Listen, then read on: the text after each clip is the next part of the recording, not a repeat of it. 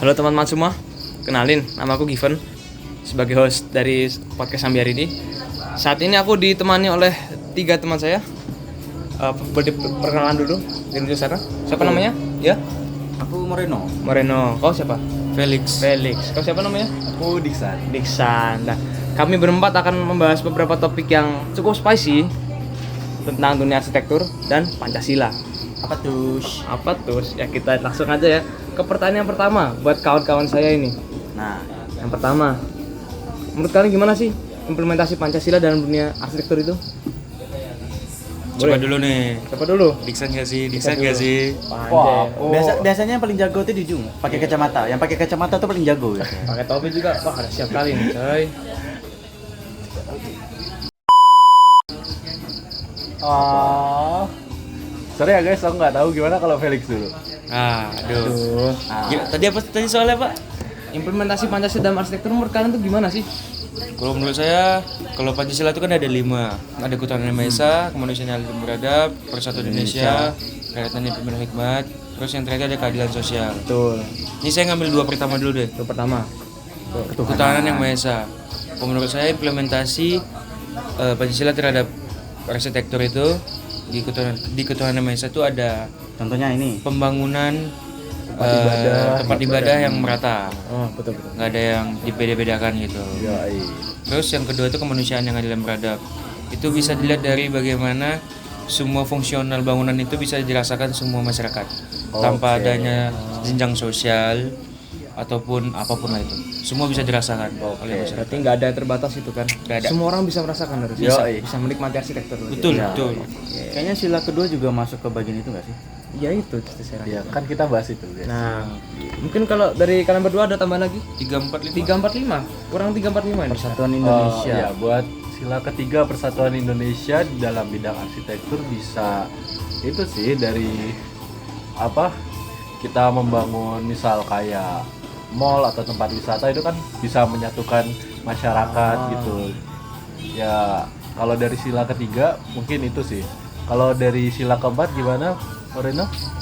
Sila keempat 4 sama 5 ya. Berkaitan yang dipimpin oleh hikmat. Keadilan. Kayak membangun tempat contohnya komplek nih, kita tuh harus buat satu bangunan yang bisa nyatuin kayak tempat ngumpul gitu.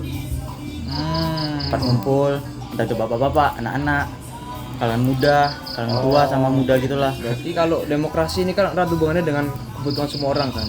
Berarti suatu tempat komunal itu harus ada kebutuhannya itu harus terpenuhi oleh gimana ya, anaknya butuh apa, bapaknya butuh apa, ibu butuh apa, harus terpenuhi semua gitu kan. Iya. Nah, mirip sama yang nomor 3 nih, Persatuan Indonesia jadi satu berarti kan tempatnya. Yoi. Mantap. Ya udah ada Bhinneka Tunggal fungsinya, Ika guys. bro, betul nggak? Bhinneka Tunggal Ika. Keren banget coy. Terus terakhir ada 5, keadilan sosial. Dana sosial.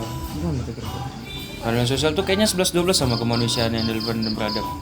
Nggak ada yang namanya tuh bangunan yang hanya dikhususkan untuk masyarakat di atas Oh, iya. ataupun di bawah. Oh, semua orang harus bisa. Semua orang pakai harus gitu. bisa. Nggak kecuali gitu kan. Betul. Masuk akal.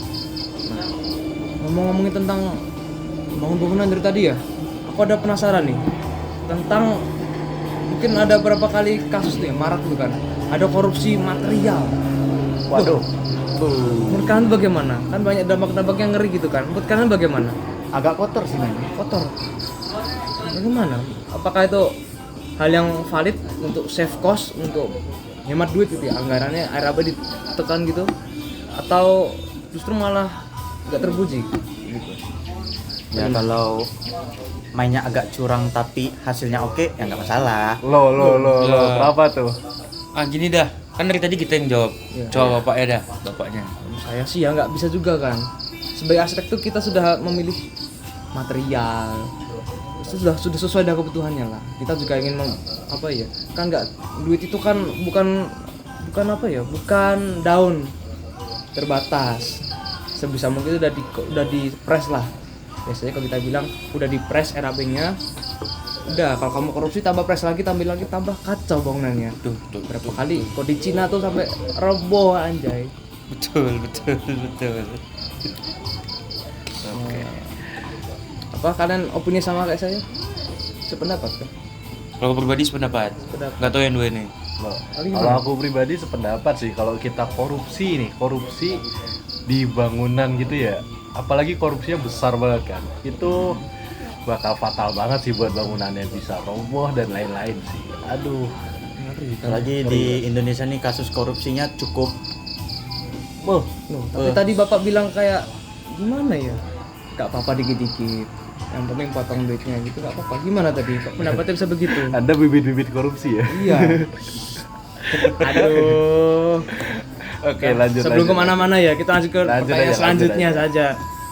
Nah, mungkin tadi kita udah sentuh sebentar tentang bangunan yang bisa diakses banyak orang. Nah, kan ada kan beberapa bangunan yang cuma bisa diakses oleh segelintir orang saja. Oke, contohnya apa tuh? Bangunan yang cuma pakai tangga. Ada tuh. Aneh kan? Oke. aneh lah. Aneh. Bangunan yang isinya itu dominan tangga Tangga semua. doang. Lah, kalau orang yang punya sakit-sakit kaki gitu gimana tuh? Nggak bisa dong. Nah, menurut kalian gimana? Karena ada Minimal ada argumen, lift lah. ada argumen bahwa bangunan kayak gitu bukan buat orang-orang yang nggak bisa jalan. Tidak ramah disabilitas, Ramah gitu. disabilitas gitu, yang punya fisik kekurangan segala macam kan. Nah, kalau itu menurut saya itu melanggar Pancasila yang kita bilang tadi. Implementasi Pancasila. Itu ada Pancasila kedua dan kelima. Yang dimana di situ bangunannya itu tidak bisa diakses umum oleh semua orang. Berarti seharusnya semua bangunan tuh bisa diakses semuanya. Ya. Inklusif berarti harus. Iya, betul. Tapi kalau ada argumen nih, misalkan tadi bangunan yang cuma bisa ada tangga doang tuh. Argumennya adalah bangunan ini bukan buat orang yang mohon maaf nih, difabel gitu. Itu gimana menurut Anda? Apakah pembenaran maksudnya dibenarkan itu loh? Jangan begitu. Dibenarkan juga enggak, disalahkan juga enggak. Tapi itu kan jatuhnya kita enggak menjunjung tinggi nilai Pancasila yang ada di Indonesia. Tidak menghargai. Iya. Dan kalau bisa kita sebagai arsitektur Indonesia kan juga menjunjung semua nilai-nilai itu. Kenyamanan, keamanan, keestetikaan dan lain-lain. Nah, mungkin langsung lanjut ke pertanyaan yang apa ya terakhir dah sebelum kita selesaikan pembangunan yang merusak alam. Kita kan udah akhir-akhir ini kan ada pembangunan IKN Iya. di Kalimantan sana. Banyak isu-isunya menebang pohon banyak banget gitu. Menurut Anda bagaimana? Apakah dibenarkan kita bikin satu bangunan yang penting sekali? IKN kan penting nih, ibu kota negara yang baru coy. Apakah itu dibenarkan merusak hutan gitu? Menurut Anda kalian gimana? Coba menjawab. Kalau dari aku sih, kalau perusakan alam ya kurang setuju. Tapi kemungkinan ini kan yang apa ya, IKN ini kan kita memindahkan ibu kota kan. Jadi nggak mungkin yang di atas sana nggak mikirin tentang itu. Pasti mereka ngelakuin sesuatu hal, misal kayak ada reboisasi entah di mana. Jadi buat apa ya? Jadi dia merusak di sini, tapi dia membangun lagi di sini gitu loh. Berarti harus konsekuen ya? Iya, ada konsekuensinya. Gitu sih kalau dari aku. Mungkin dari Mas Bro berdua nih teman-teman. sama juga. Tapi kalau katanya ya, ibu kota yang baru itu kemungkinan bakal direboisasi ulang, dipenghijauin lagi. Jadi iya. kotanya 100% full hijau. Tuh, berarti Meskipun banyak bangunan-bangunan yang tinggi. Ditebang terus tanam lagi. Iya. Buset. Kenapa enggak? Namanya juga kan ibu kota baru, ya harus berkembang lah, bro. Oh, Iya. Jadi Jangan si kayak kotanya yang- tuh eco-friendly banget ya. Iya. Berarti hutannya dipindah dalam kota nih. Enggak gitu. Hutannya di enggak gitu. Enggak juga. Enggak gitu. Oh, oke. Nah, mungkin sekian aja waktu yang kita punya bermalam ini. Oke. Sudah malam, kita semua udah ngantuk. Ya. Mungkin sekian aja dari kami. See you next.